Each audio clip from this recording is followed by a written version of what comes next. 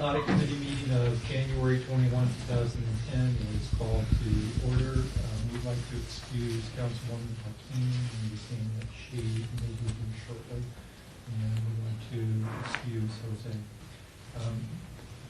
This meeting has been properly noticed and posted in compliance with the open meeting law. The first agenda item of business is agenda item 3, approval of the final minutes for the October 15th, 2009 Audit Committee meeting. Are there any corrections or additions? Hearing none, I will entertain a motion for approval. So moved. Second. It's been moved and second. All in favor? Agenda item 4, discussion and possible action on the appointment of the chairperson and vice chairperson for calendar year 2010. The bylaws require the appointment of the chairperson and vice chairperson at the first meeting of the calendar year. We will now entertain nominations for those offices. I would move to have as chairperson Mr. Michael Kerr. Reappointed as the chair? Is that what you said, Paul? Reappointed as Yes. chair. Okay. Correct. Has there been a lot of lobbying done and campaigns? Did I miss the part? I'm sorry if I did. If you take a look at the Nevada Secretary of State's website, you will not see a contribution. I will second the motion. It's been moved and seconded. All in favor? Aye. Aye. I will now Congratulations. Thank you very much.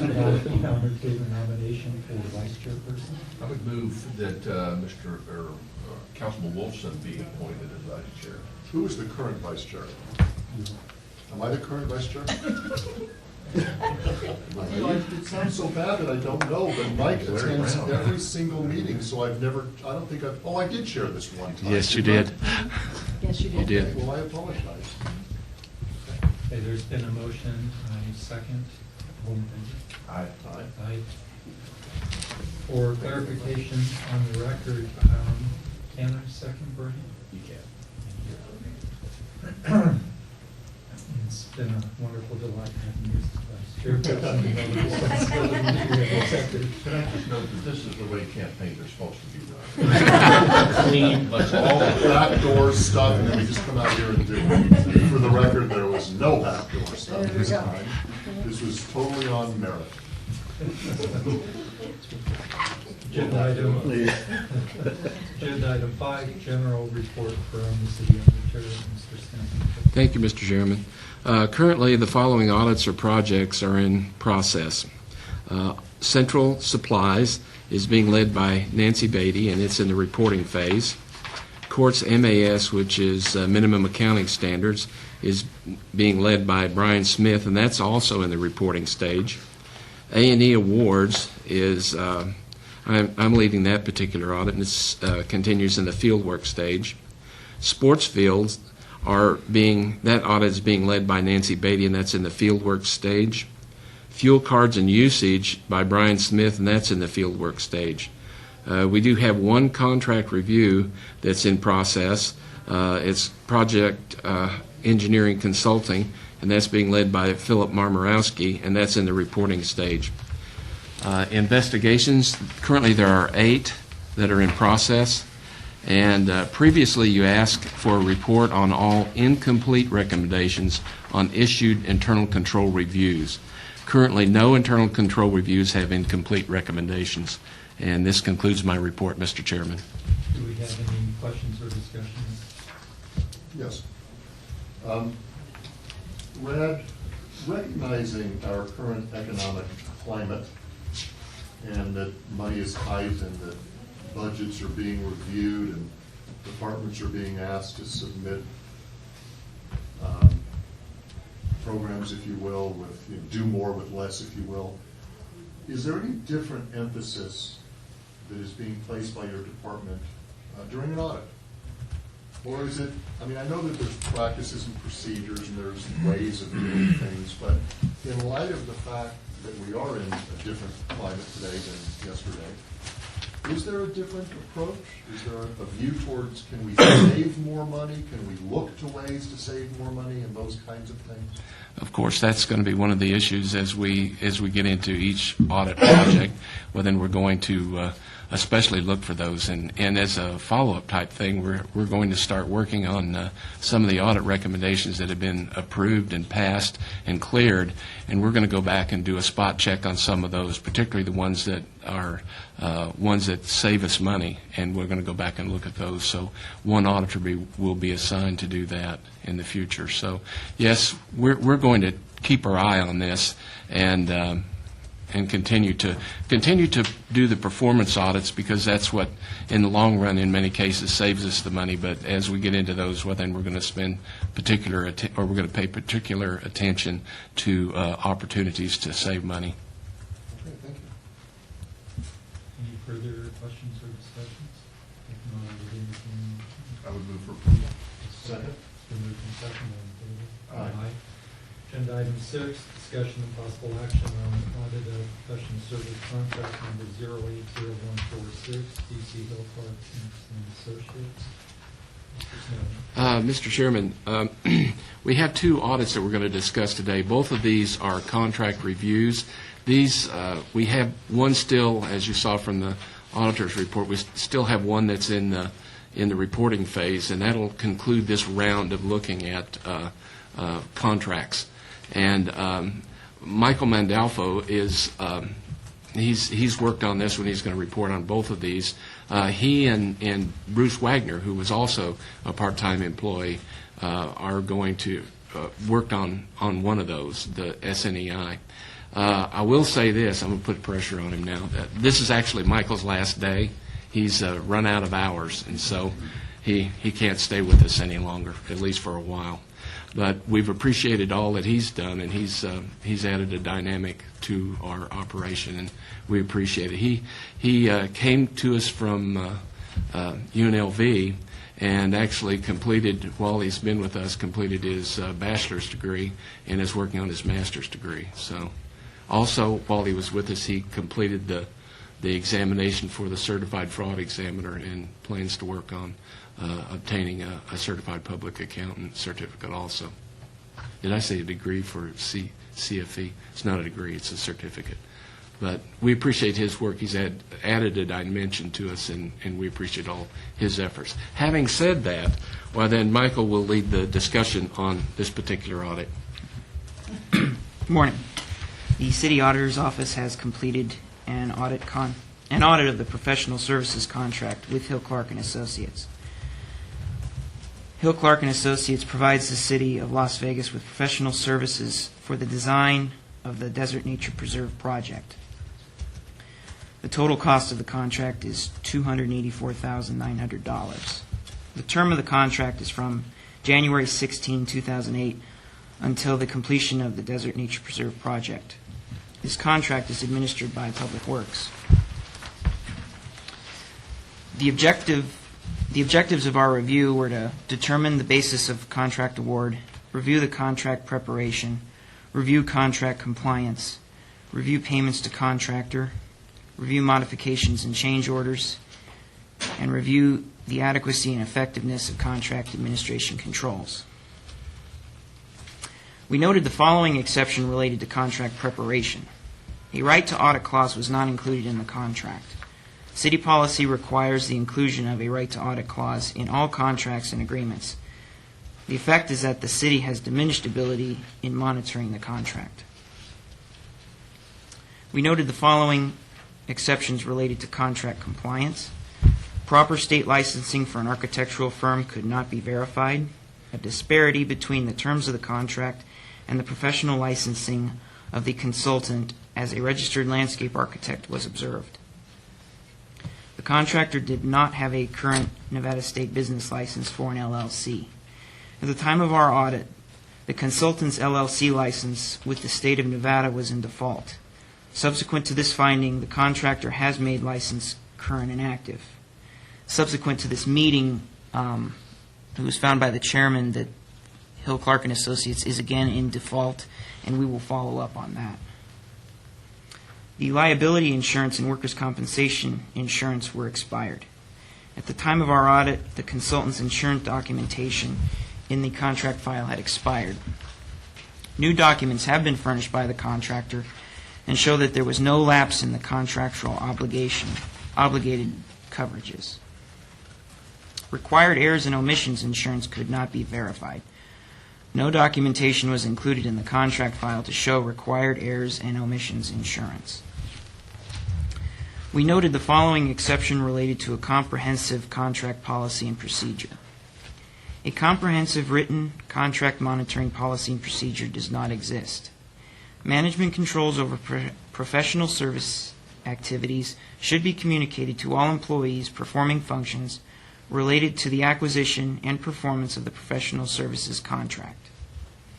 The policy and procedure should be written to give relative assurance to management that if the policy and procedures are followed, contract performance will meet the objectives and authorizations of management. We noted the following management control exceptions that, in our opinion, would or could limit management's ability to effectively administer this contract.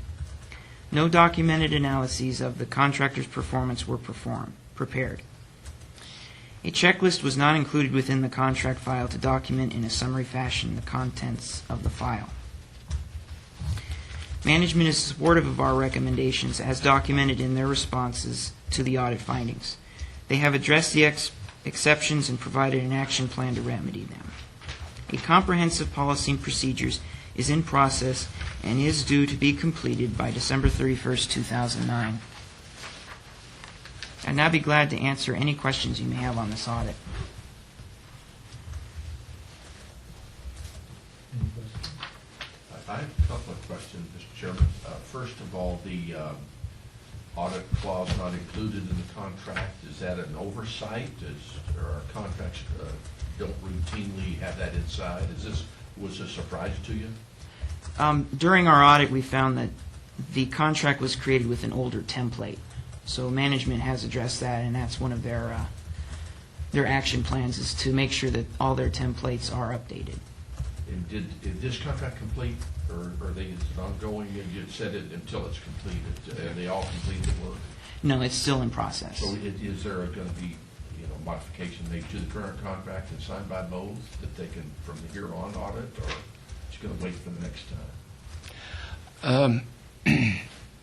At this point, we didn't pursue the possibility of having a modification to the contract for the audit clause. I'm not so sure that we would have difficulty if we requested that audit. I think they would be cooperative in letting us look at records that we needed to look at. So it was kind of an anomaly, as Mike said. They use a template to create the contracts, and this particular template didn't have that standard audit clause in it.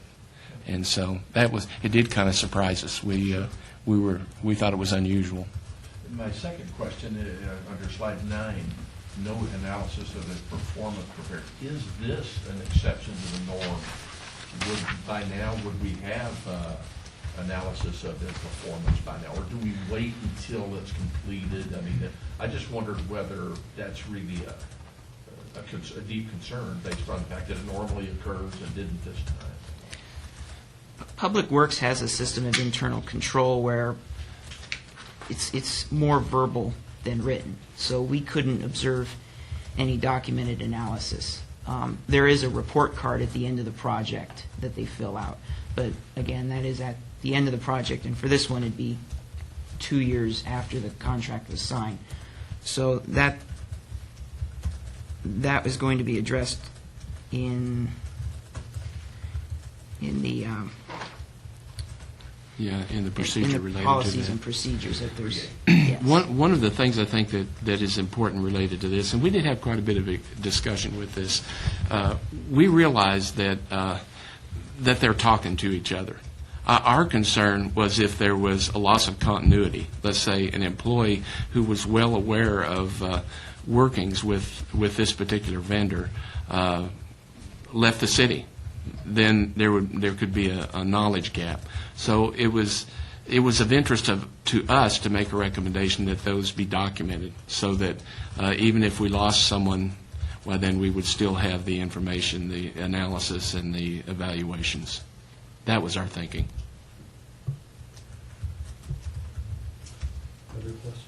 Mr. Chairman, first of all, Mike, thanks for your great work. I think the last time we met here, Brad had great accolades to say about you, and he did it again. So thanks for your great work and your contributions to the city of Las Vegas. It's been my pleasure. Two questions. My first question is as a member of this audit committee, and my second question is going to be as a city councilman that represents the ward where this project is occurring.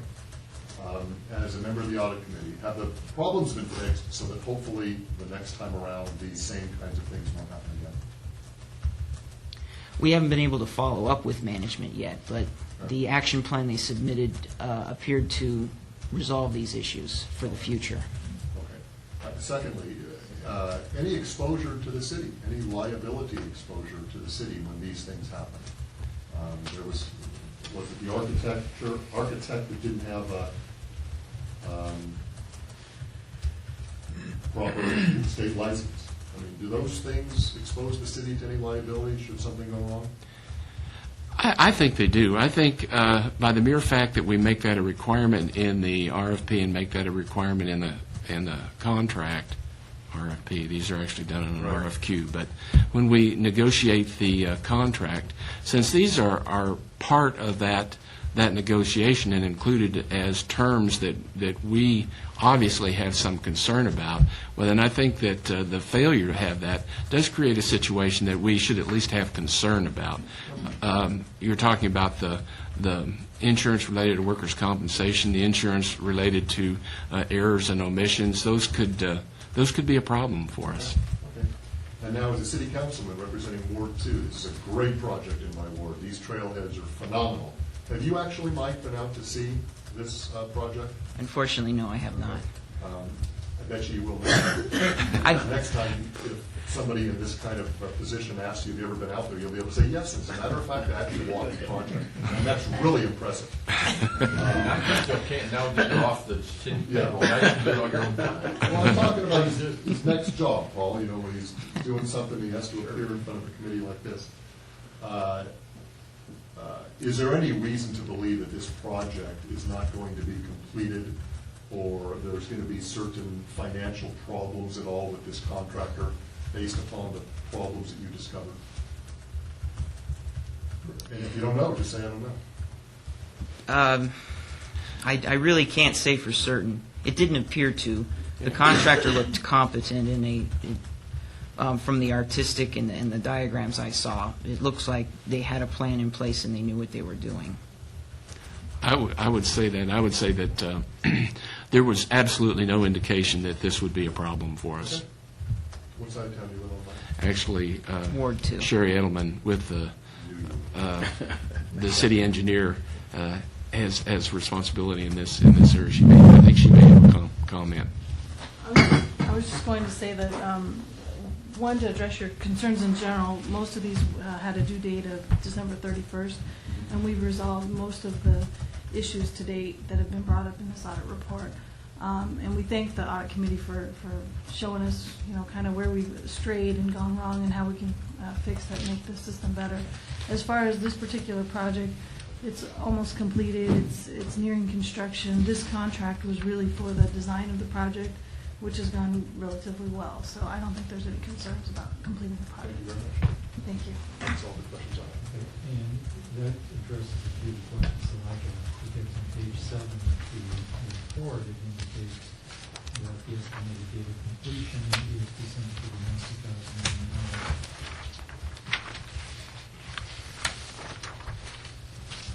Which is the procedural.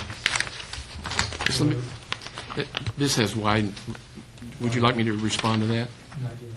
Okay. Because this has been addressed previously, and we are aware that the city manager's office is working on this. What would be helpful for future reports would be specifically suggested points to be included in the checklist. You've identified a few areas that are specific concerns. One is using an outdated contract. And that obviously should be on the checklist, that you're using the current contract. The other areas of concerns the councilman has pointed he expressed, is the proper state licensing for an architectural firm. How is it that an architectural firm can be engaged without proper licensing? That would be a general question, not for you to respond to. Are they also required to be licensed with the contractors board? Okay. Because in my other life, there's serious exposure that is here. And I'm not an attorney, and a practicing accountant. There's serious liability that's associated on both sides of the table here in the event they're not in compliance with their licensing. The current Nevada State business license for an LLC, that's a good observation. There are many, many, many organizations throughout the state that never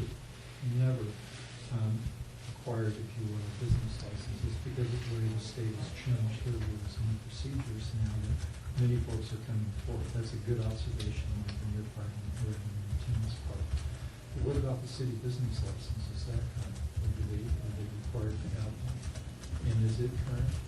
And how is it that they could be in default with their own insurance premiums? And I take a look at the next question that I have, and these are just questions, not for response purposes, because you've identified these within the report.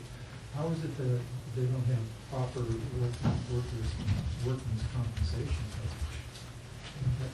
What's the exposure to the city if anything does a slip and fall or something occurs?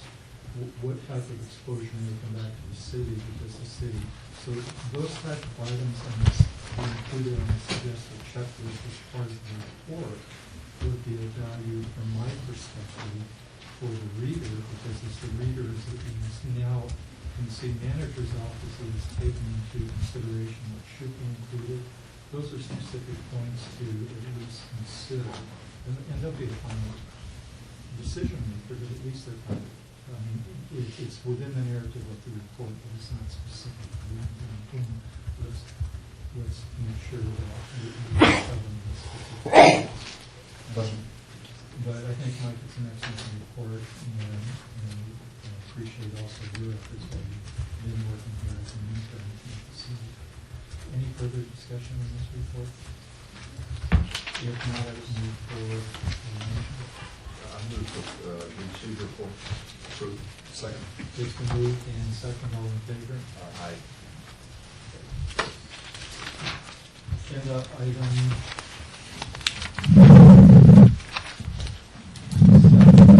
possible action on audit of professional service contract number 080336, DC Southern Nevada Environmental. Mr. Smith. Thank you, Mr. Chairman. Michael Mandalfo also is going to act as the lead on this and discuss this particular audit. The City Auditor's Office has completed an audit of the professional services contract with Southern Nevada Environmental, Inc. SNEI,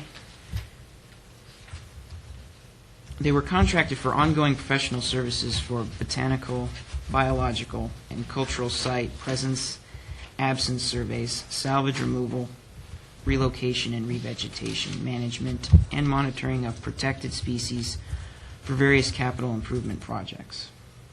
The amount allocated to this blanket contract is $100,000. The term of the contract is from March 19, 2008 until it is canceled or the funds are exhausted. This contract is also administered by Public Works. The objectives of our review were to determine the basis of contract award, review the contract preparation, review contract compliance, review payments to contractor, review modifications and change orders, and review adequacy and effectiveness of contract administration controls. We noted the following exception related to contract compliance. The contractor did not have proper city business licensing. Current certificates of insurance were not present in the contract folder. Current certificates were obtained by the project manager on June 12, 2009, and no lapse in the contractually obligated coverages was observed through these documents. We noted the following exception related to a comprehensive contract policy and procedure. A comprehensive written contract monitoring policy and procedure does not exist. Management controls over professional service activities should be communicated to all employees performing functions related to the acquisition and performance of the professional services contract. The policy and procedures should be written to give relative assurance to management that if the policy and procedures are followed, contract performance will meet the objectives and authorizations of management. We noted the following management control exceptions that, in our opinion, would or could limit management's ability to effectively administer this contract. No documented analyses of the contractor's performance were prepared. A checklist was not included within the contract file to document in a summary fashion the contents of the file. Management is supportive of our recommendations as documented in their responses to the audit findings. They have addressed the exceptions and provided an action plan to remedy them. A comprehensive policy and procedures is in process and is due to be completed December 31st, 2009. I'll now be glad to answer any questions you have on this audit. Well, was it completed in 2009? We received a draft of the policy and procedures in 2009, which they are currently still working on. So it was not completed by December 31st then, and you're following that, and you'll let us know when it's completed? Yes. Are you done, Councilman? Yes, I was just going to say that's a lot of things not to be following correctly that are set in place so that we won't get into trouble. I guess, did you want to say something? I just wanted to say that that's very true, Councilwoman. One of the things that I think has taken it, they gave us quite a long target date, and the reason they did that is part of the process is they're going to do more than just create a policy manual and a checklist. They're actually going to implement a training process where they actually bring those who will be project managers in and train them how to use or how to stay within the policy and how to use that checklist and what to look for. So they've made it a little bigger project than what we just really asked for, which I think that's why they haven't been as quick to finish it as as indicated. But they do have it to the point where we're reviewing it, and I expect that once we get that done with, then I would expect that it would be implemented soon. That was all I wanted to add to that. I guess an observation I'd make is just kind of a follow-through to what the chairman was stating on the last item. And I'll use an example. And perhaps this contract isn't the best contract for this example. Perhaps the previous contract is, where they're constructing a trailhead, and there is an arroyo, and there's a construction worker out there, and the construction worker slips and falls and dies, okay?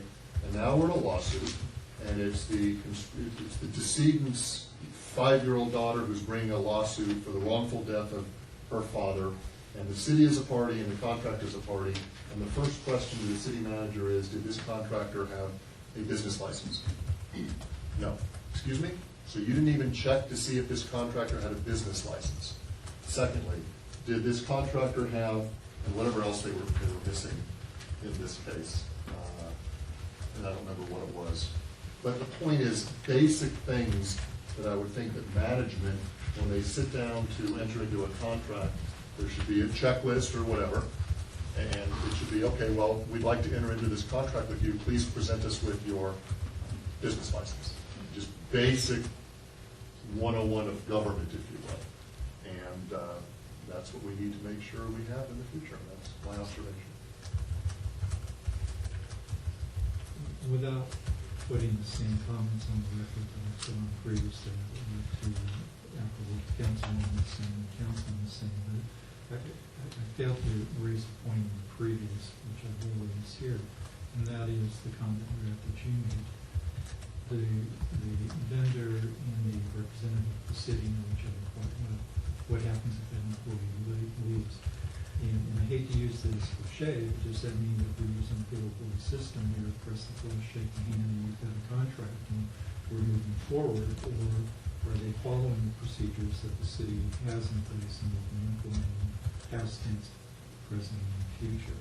Which is a very important criteria. We've had these discussions over the many years, at least that I've participated on this board. And I can recall Councilman Weekly raising some very serious concerns that frequently what happens is, even on the RFQs or the RFPs, that they're not being circulated in a manner where it's a competitive opportunity for the market to participate. Is that what's happening with these two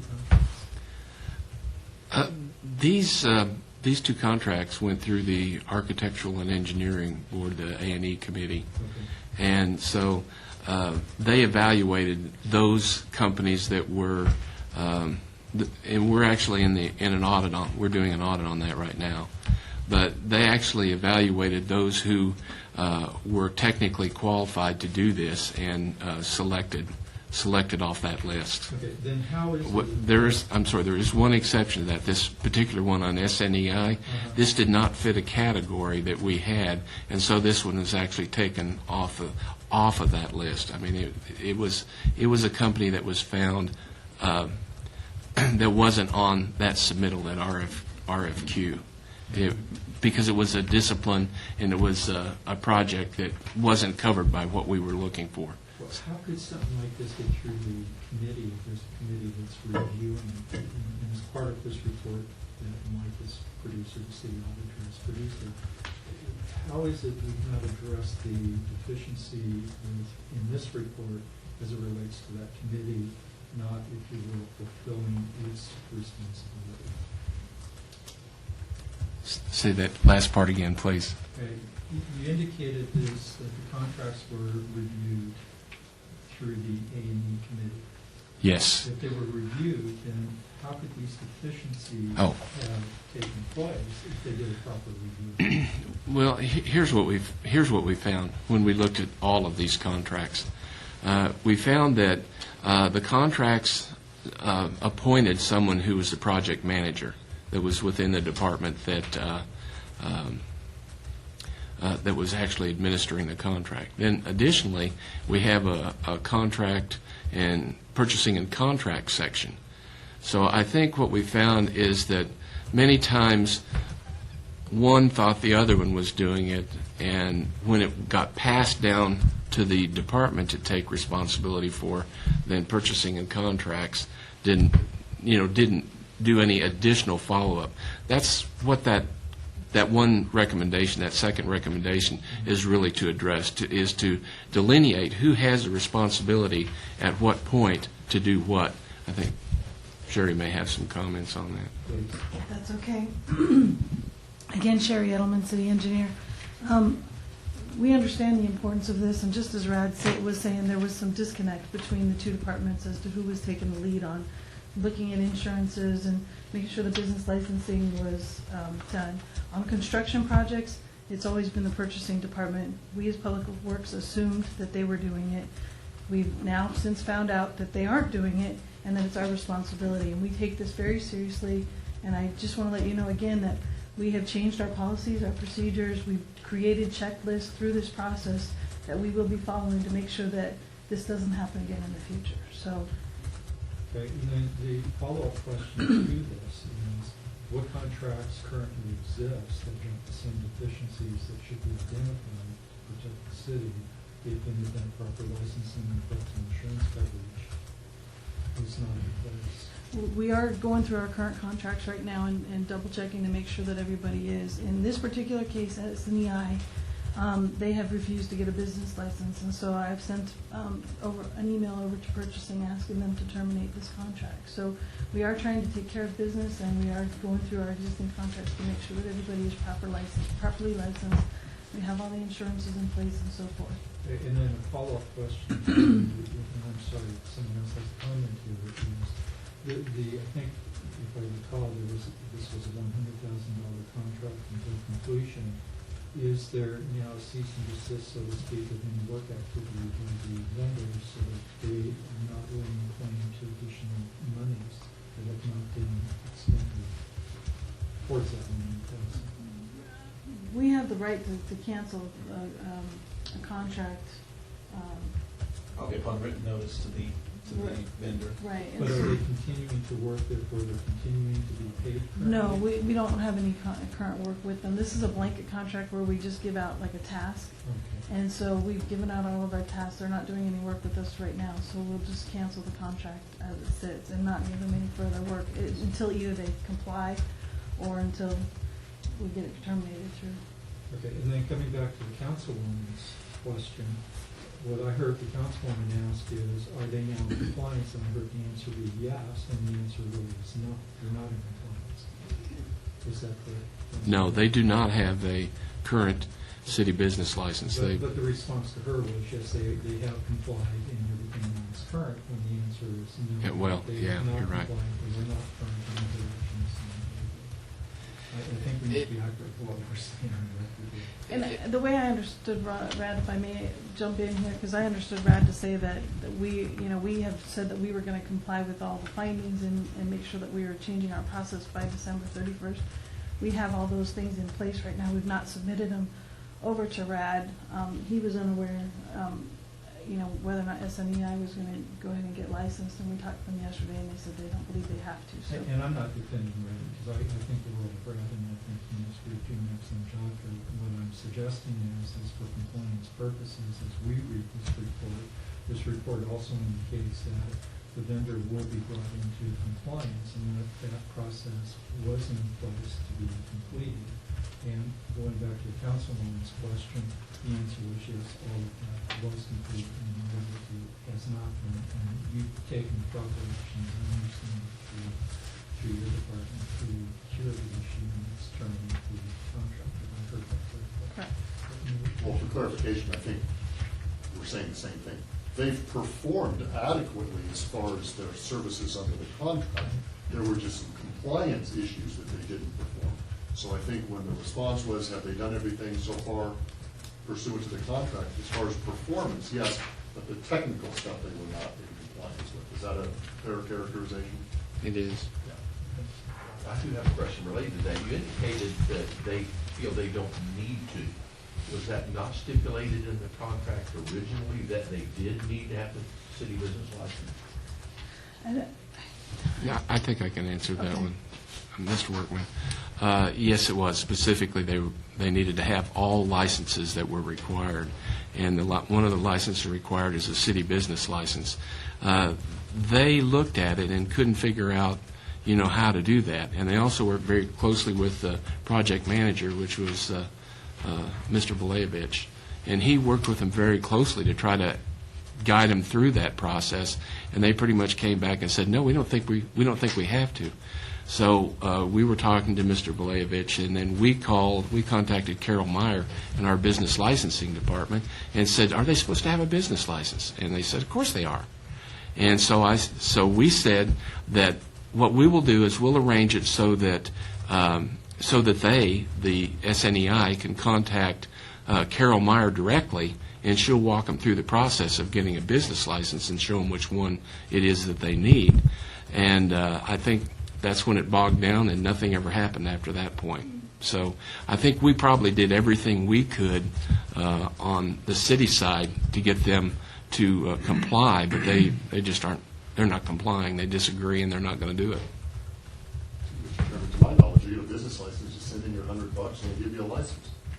I don't know that there's much of a review process. It's not like a special use permit or No. a privileged license or something. You send in your money and you get the license in the mail. They do it every year for my private practice. Am I wrong? You're right. You're absolutely So correct. maybe they're afraid that there's going to be some review and they've got some problems in other areas. I don't know. Or maybe they didn't want to pay the $100. To me, like it could be noted that the contract was terminated for breach of contract. My question, and of course it isn't for this committee, is do they want that on their record? That's a question I've asked them. Do you want that on your record? That when somebody calls and says for their scope of work and their resume, they did work for you. Yes, we to a certain point they did well, and then we had to terminate the contract for breach of contract. It's amazing to me that somebody would subjugate themselves to that for under $1. Well, and the other question that I have, and this is probably one that may have been a follow-up question from your group, is there now a need for a new RFQ to go out to substituting the vendor and whether we do duplication of work efforts because of that, or is this strictly task oriented? This particular contract is strictly task-oriented, so we will go back through the RFP process and go through, and as a matter of fact, we're going through a new process in soliciting for new contractors that start in about March. So we'll have a brand new list, and this will be one of those groups that we'll look at. And so we can select a new contractor off of that list. You know, if again, once we put them on notification that we may terminate their contract, they may come back in at that time and go ahead and file for the business license so that they can keep their existing contract. But let me, as part of this checklist that you were suggesting earlier, is making a specific punch list, if you will. When my firm submits to a municipality or to a state, we're required to submit a copy of the license along with that submission. Is that a requirement for the RFPs or the RFPs? Is that a copy of their license also being included? You know, we've got a document where they actually sign and say that they are in compliance with all the terms of the agreement. That's above and beyond what we normally had in the contract to try to take care of this, but we can certainly add that they provide us a copy of that license and insurance and those sorts of things. I mean, the point is, it's not just business licenses. I think it's a great idea. It should be a copy of current, whatever kind of insurance they're required to have, whatever types of professional requirements, and it's their burden to obtain these. They should be photocopied and attached to the application. Simple process. We'll do that. I just- I'm sorry. I was just going to add that I think what's happened here, though, shows the value of our audit group. Because what we were doing really wasn't at the highest level, which we should be doing, wasn't giving us the protection we needed, as Councilman Wilson said. And it just shows how important all of these are to us. It's not that things are done purposefully, but things are done and missed, and we just liable for things. So Sometimes I just wanted to make that comment. Sometimes I feel like we're accusing you of wrongdoing. You found the wrongdoing. Well, yes, that's your value.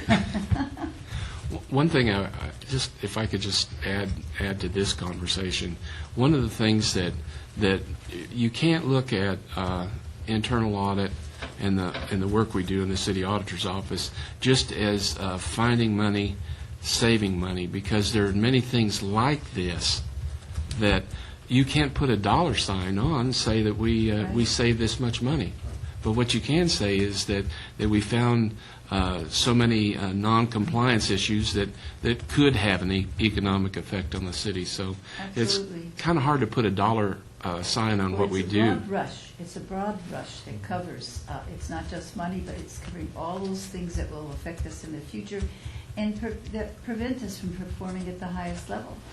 And eventually, that's going to get you, if you don't. That was Brad's way of putting in his 2 cents to get more auditors. I don't want to say we're saving all that much money, but we are. The more people you give us, the more money we'll get. And then back to the councilman's comment earlier about a loss, we could have a catastrophic loss. By putting these things in and making this the way you play now, we avoid the big one. Exactly. We don't even ever get there. So I certainly concur with those comments. Further discussion? Is there a motion? I would make a motion to accept it. Second. It's been moved and seconded. All in favor? Aye. Citizen participation, public comment during this portion of the agenda is limited to matters within the jurisdiction of this committee. Is there any public comment? Wasn't this the point where Tom McGowan would stand up and say, I miss Tom? I have to tell you, I do miss Tom. I was telling that to someone the other day. Had a very good mind. He had a good mind. If no further comment, other than Mr. Workman's? One quick one, and that is I'd like to also congratulate Michael and those on good work, well done. Thank you for your Michael. service. Well, I'm not going to let this go unless, but I want to follow up with what everyone is thinking and doing. And that is, Brad has a very fine team. And I, for one, and just for my other part of my life, as part of this committee, I'm very appreciative of everyone that's on the team. We've worked together for a number of years. I hope we have an opportunity to continue to work I did ask for a raise earlier. Double what I'm currently making.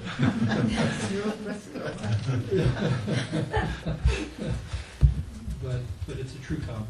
It's a compliment for each one. And we're looking to this. So if there's no further comments, this meeting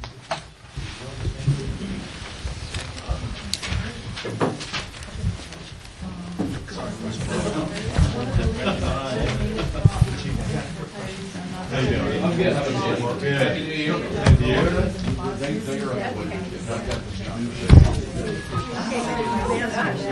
Who did your stylist?